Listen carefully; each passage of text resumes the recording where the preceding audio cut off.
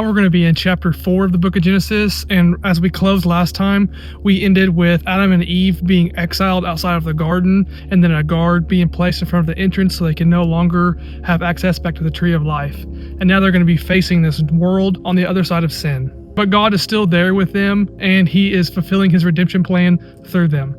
So after the exile, Adam and Eve have 2 sons, and one is a farmer and one is a shepherd, and they offer offerings to God, and Cain's is not accepted, but Abel's is, and the narrative doesn't tell us why, but we're told that Cain is faced with sin and he has to deal with it or it will consume him. Now the man had relations with his wife Eve, and she conceived and gave birth to Cain, and she said, I have obtained a male child with the help of the Lord.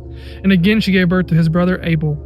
Now Abel was a keeper of flocks, but Cain was a cultivator of the ground. So it came about in the course of time that Cain brought an offering to the Lord from the fruit of the ground. Abel on his part also brought an offering from the firstborn of his flock and from the fat portions. And the Lord had regard for Abel and his offering, but for Cain and his offering he had no regard.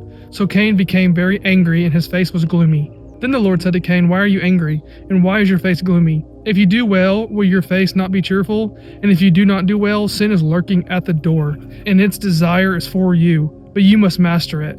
Then in the next section, we see that Cain gives in to this sin that God warned him about, and he takes the life of his brother, and he faces punishment from God and is driven farther away from his presence. And this is where we see the tale of 2 seeds take place. So there's 2 lines, one from Cain and one from Abel.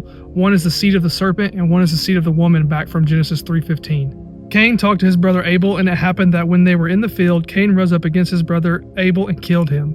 Then the Lord said to Cain, Where is Abel your brother? And he said, I do not know. Am I my brother's keeper? Then he said, What have you done? The voice of your brother's blood is crying out to me from the ground.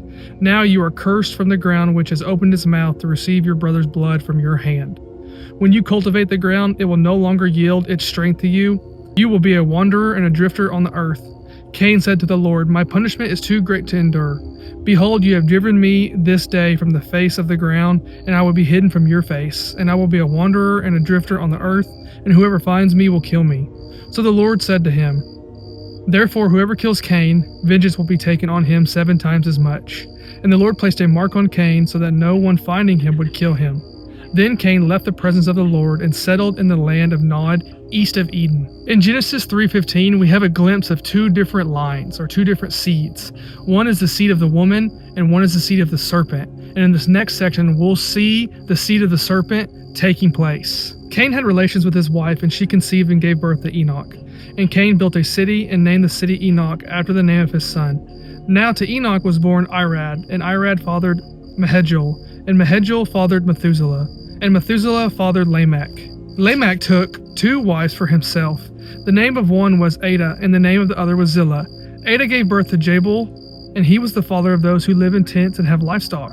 His brother's name was Jabal, and he was the father of all those who play the lyre and flute. As for Zillah, she also gave birth to Tubal-Cain, the forger of all implements of bronze and iron.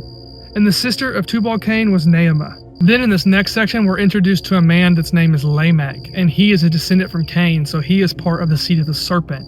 And Lamech takes 2 wives for himself, so he's already overstepping what God said about unity between one man and one woman. And then he kills a man, and we're about to read a boastful poem. Lamech said to his wives, Ada and Zillah, Listen to my voice, you wives of Lamech. Pay attention to my words, for I have killed a man for wounding me, and a boy for striking me. Cain is avenged 7 times, then Lamech 77 times. And so he's overdoing the punishment that Cain has because he thinks he's worse than Cain. So you see that seed of the serpent overtaking and playing out. Then we flip back over to the seed of the woman, and Adam and Eve have another son, and his name is Seth, and he replaces Abel, so he's carrying the promise of the seed of the woman. And this ends on a good note because we see that his line follows Yahweh. Adam had relations with his wife again, and she gave birth to a son and named him Seth. For she said, God has appointed me another child in place of Abel, because Cain killed him. To Seth also a son was born, and he named him Enosh. Then people began to call upon the name of the Lord.